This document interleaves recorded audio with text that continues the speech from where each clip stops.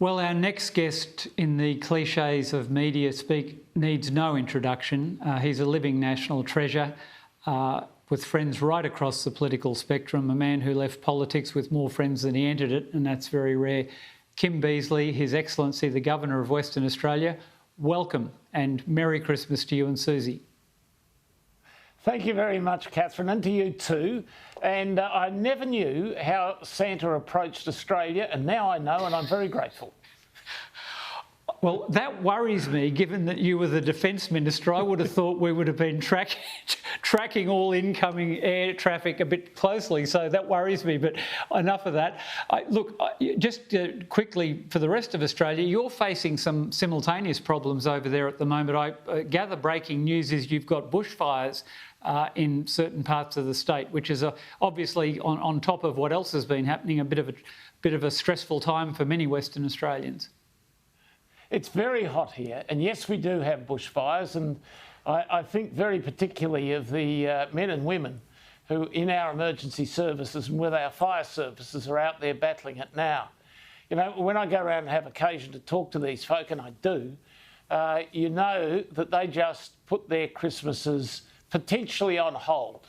They know that bushfire season has started and they know they're likely to be torn away, which makes me respect even more their commitment. Mm. And how's it looking? Is there some prospect of containment, or is it a bit of an ambiguous situation at the moment? Well, one place, which is right next to RAF Base Pierce, Bullsbrook, yeah. I understand there's a suggestion that maybe there's an evacuation. So I'm not absolutely certain where that is. The airbase itself is not very heavily wooded, so I would think that the crew there, the fire crew there, would be able to contain it. But this is bad, and you hope they can bring it under control. I might say they usually do. Absolutely. Well, look, we'll monitor that, and I'm sad to hear that coming at such an inopportune time. But look, one of the reasons I wanted to chat, of course, was about one of your illustrious predecessors as Governor of Western Australia, the late Major General Mike Jeffrey, MC. And I just wanted to get some reflections from you about Mike. I know we both knew him, but I think you knew him better than I did. Shared some passions that he had in the conservation space and a strategic think tank that he set up in Western Australia. What's your memory of Mike? Well, starting, of course, when he was one of a very competent group of Major Generals when I was Defence Minister. He was a standout. He was absolutely superb. He became Governor of WA for 7 years and then the Governor-General for 5, which is an extraordinary extension of public service beyond the military into the constitutional process. He was a very good governor. I remember him best actually at a very sad occasion. The SAS, whom he had once commanded, were involved in a terrible accident, helicopter accident in Queensland, which you might remember, and a very large number were killed. And I went to the service in St George's Cathedral, and he was speaking at it. And not a note, but for 15 minutes, he gave the warmest, most comforting, uplifting address I've ever heard, directed to service personnel who are grieving. And you thought, well, I know something more about the guy now. That was a performance of great value to the folk who were in the congregation. Then, of course, as he went on in life, he was deeply worried about the strategic circumstances of the country, worried that we would not keep up to date with where we really needed to be. So he did found a think tank over here. Very difficult to keep those going. We're not anywhere near as philanthropic as Americans. Very hard to keep think tanks going here, and not a big base for the support of it in West Australia. But he succeeded. At the end of his life, he was deeply concerned about the quality of our soil and thought we were depleting it at a rate where we would suffer greatly as a consequence of our inactions. So he was out there to the very end, thinking about his country and trying to make it better. Indeed he was. And in fact, the last time I had the great pleasure of sitting with Mike was at a lunch hosted by Minter Ellison here in Canberra, I think in about February of this year. And Wow. he had brought an author to the country to discuss that very issue and talking about vertical garden, a man of great passion. But my fondest memory of him was that actually at a Prime Minister's 11 match with another one of those great generals that you'd remember, Stephen Gower, and to be in the company of old school chivalrous gentlemen at a cricket match under lights is a pleasure that I'll long cherish. He was really one of a kind, and the term gentleman not misused in that context. Kim, if I can direct you quickly to the SAS issue without getting into controversy, because you're in a vice-regal position, but Perth holds Swanbourne close to its breast, and what are your concerns? Do you think we can navigate this process and preserve the capability? Because I'd hate to see it disabled in achieving justice, while justice needs obviously to take its course against if allegations have to be teased out and investigated. But as you know from the investment you put into it, it's an indispensable part of our arsenal. Look, can I firstly say to members of the regiment here in West Australia, we West Australians are enormously proud of you. We're enormously proud of the service that you do our country overall, and it's an honour to our state to be your hosts. So whatever the outcome of these investigations, they won't in any way dim that regard and that good feeling and appreciation that we have here in Western Australia for members of the regiment. I also do honour the fact that there was courageous people who spoke out about practices that they thought were unacceptable.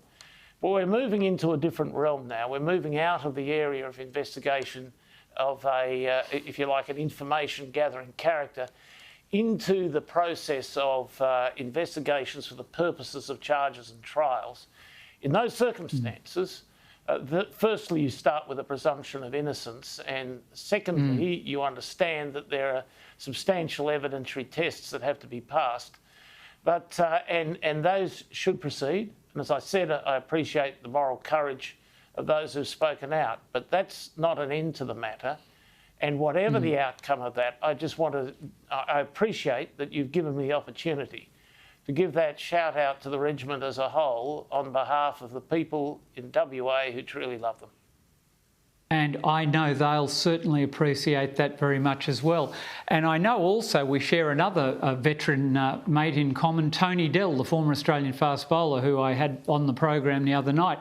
Please tell us about the lunch you hosted with those cricket legends. I was nearly crying during the break that I hadn't been able to get across your border to get to that one. It was a ripper. Look, you wrote a brilliant article on Tony Dell. You wrote a brilliant article, and I just hope you can reference your viewers with it so they get a chance to read it too, in which you pointed out he is the last man alive both to have played Test cricket for Australia and also fought in a war. He said to me, and that actually, when I pointed that out to him, that he was the last man in the world to play Test cricket and serve Australia in a war. So that was fun. But it was Graham McKenzie and his spouse and John Inverarity. And as a kid, I'd played for the same club that they had played for. And when you go down to the nets in those days, it was a much more egalitarian setup. So I'd be in there, you'd be batting to Graham McKenzie, bowling to John Inverarity, because the first grade players made a point of being with and encouraging the youngsters in the underage competition or in the lower grades, the thirds and fourths. And it was one of the things that made going to the nets twice a week really exciting. They had a raft of stories, though, that they were telling against each other, and a few on Tony Dell, and one or two of them mentioned some of those that you'd referred to, and that was the Ian Chappell story, of course, of him knocking a ball that had slipped from the bowler's hand to the fence, and leaning on him from his massive height and saying, "You think you're a bit of a smart ass, don't you?" he did. Ian tells that at his expense, and then ended up rooming together in Delhi's first test. Look, we could go on about cricket all night, but Greg Chappell spoke to me the other day, and 50 years, we're getting old, Kim, 50 years last week since he made that debut century at the Wacker. I assume you would have been there as a denizen of the Wacker. Oh, I think I was, from recollection. The thing I may actually recollect about Ian Chappell was not so much a test performance, but I went there to see Barry Richards at a Shield game make 300 in a day. Yeah. And as Ian Chappell ruefully points out, he at the other end made 169.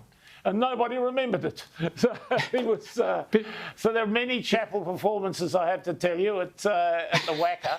I think that one in which he made that century was the last test of Graham McKenzie, but I'm not sure. It might not have. No, Graham played in Sydney, in the fourth, and then was dropped. But DK Lilly came in. But we could go on for ages. Kim, one last message of hope for Australia. If you had, if you were giving the message tonight from the Lodge, what would you tell us for next year? Well, I would say many of the things that the two leaders said, because I think that they encapsulated the character of our people exactly right. I guess my message to the people of Australia would be, you've demonstrated that you have courage, community concern, affection for, love for each other, and a determination to do right by each other. There have been exceptions to that, but by and large, the performance of the Australian population in this extremity has been enormous. The extremity continues. It hasn't gone away, and it really won't go away for the bulk of this year. So that spirit that has been engendered is going to be necessary for us to preserve for quite a while. My message too would be to the political leadership and those who are in positions to make decisions. Be absolutely fact-based. Look, comprehend that, and I think on the whole they do. This is not an opportunity for point scoring. It's a question of saving your people, making sure that their health is secure, working out the very best for them, and trying to understand what that means scientifically. And don't forget, while we're dealing with this huge problem, and immediately, we have other problems as well that go to the national security of the country.